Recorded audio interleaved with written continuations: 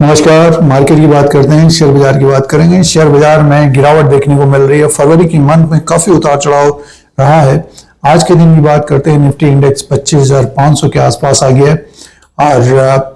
और जो सेक्टर गिरा है, सबसे ज्यादा जो गिरावट देखने को मिल रही है आईटी सेक्टर के शेयरों में गिरावट देखने को मिल रही है।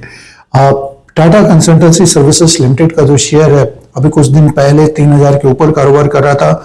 नतीजों से पहले एक तेजी भी देखने को मिल रही थी। आज के दिन की बात करते हैं, 2,600 के आसपास आ गया है।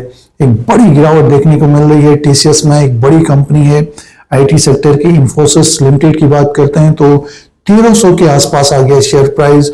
एचसीएल टेक्नोलॉजी में भी बड़ी गिरावट देखने को मिल रही है और इसी तरह से विप्रो में भी गिरावट देखने को मिल रही है। इसी तरह से टेक महिंद्रा में भी बड़ी गिरावट देखने को मिल रही है।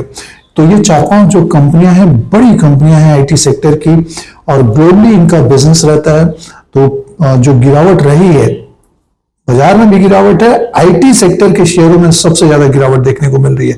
पिछले एक साल की बात करते हैं तो निवेशकों को डिविडेंड के अलावा कुछ नहीं मिला है और गिरावट के साथ ही कारोबार कर रहे हैं। जो निवेशकों ने 3,000 से 3,500 के बीच खरीदारी की है टीसीएस में, आज के दिन 2,600 में है, जबकि बाजार में एक हाई भी बनाया था।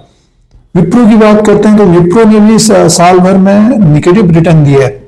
इन्फोसिस तेजी देखने को मिल रही थी, ऊपर के टारगेट से देखने को मिल रहे थे, आज के दिन की बात कर 1,300 में आ गया। एचसीएल टेक्नोलॉजी, जिसका डिविडेंड का रिकॉर्ड काफी अच्छा है, स्टॉक 1,400 के आसपास आ गया। तो भारी गिरावट, भयंकर गिरावट देखने को मिल रही है आईटी सेक्टर के शेयरों में। निवेशक एक तरह से वरीड है, चिंतित हैं कि आगे क्या होगा।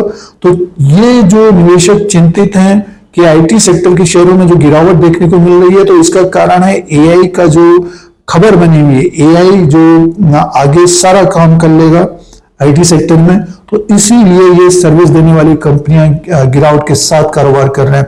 बड़ी कंपनियां हैं, आगे इनका सॉल्यूशन एआई के लिए जो रहेगा या फिर जो कदम रहेंगे, वो आगे आने वाले नतीजों में दिखेगा। अभी हाल फिलहाल में आपने देखा होगा कि रेवेन्यू में तो ग्रोथ देखने को मिल रही थी, टीसीएस में भी, इंफोसिस में भी, विप्रो में भी। विप्रो में थोड़ा बहुत कमी था, और एचसीएल टेक्नोलॉजी में और टेक महिंद्रा में तो एक तेजी। जैसे कि टीसीएस की बात करते हैं तो टीसीएस ऊपर की तरफ था, 3,250 के 50, 3,300 के आसपास, और जो ट्रेड डील की खबर आई थी 3,350 के आसपास तक चला गया। आज के दिन देखिए 2,662 में है। तो निवेशक जो खरीदारी कर रहे थे, 3,000 के ऊपर खरीदारी कर रहे थे, तो वो डरे समय से एक तरह से देख रहे होंगे पोर्टफोलियो रेड में आ गया आईटी सेक्टर की वजह से। और भी सेक्टर के शेयर तो गिर ही रहे, ऊपर के लेवल से गिर ही रहे, बट लोअर लेवल पे जिन्होंने खरीदारी की होगी वो निवेशक अभी भी प्रॉफिट में होंगे। आईटी सेक्टर के शेयरों में पिछले 1-2 साल से कुछ ज्यादा रिटर्न मिला नहीं है डिविडेंड के अलावा। टीसीएस ने भी डिविडेंड दिया था, बट स्टॉक तो देखिए जो डिविडेंड था उससे 3-4 गुना नीचे की तरफ आ गया है। जैसे कि अगर 3,200 में किसी ने खरीदा होगा, तो इसमें निवेशक क्या करें? देखिए, इस तरह का हर सेक्टर में देखने को मिलता है। और जो एआई की खबर है, या एआई सारा काम कर लेगा आगे, तो उसमें भी एक बबल खत्म होगा उसका एआई का, और धीरे धीरे ये जो कंपनियां हैं वो एआई के द्वारा या फिर एआई में अपना इन्वेस्टमेंट कर रही हैं अभी, तो आगे फायदा देखने को मिलेगा, समय लगेगा। तो निवेशकों को क्या करना चाहिए? जो निवेशक अभी गिरावट में खरीदारी कर रहे हैं, तो रैली ऊपर की तरफ बनती है, कोई भी अच्छी खबर आएगी, ओवरसोल्ड की स्थिति बनी रहती है, तो अपना डिसीजन करें। बढ़ने में थोड़ा बहुत समय लग सकता है इन कंपनियों के शेयरों को, और बढ़ते हैं तो अपना डिसीजन करें। आगे भी मुश्किलें रहेंगी एआई के कारण।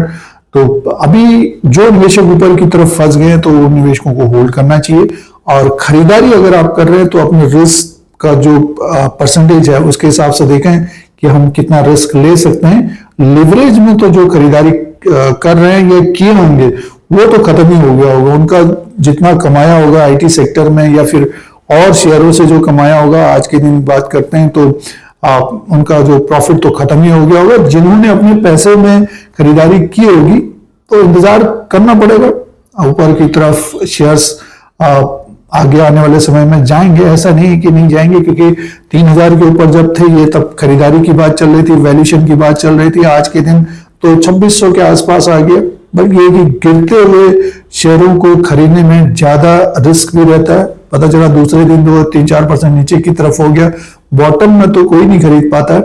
और ये कि रिस्क के अनुसार ही निवेश करना चाहिए, क्योंकि आगे भी एआई का डर लगा रहेगा इन कंपनियों के शेयरों के ऊपर, और ग्रोथ का कंसर्न रहेगा आगे भी।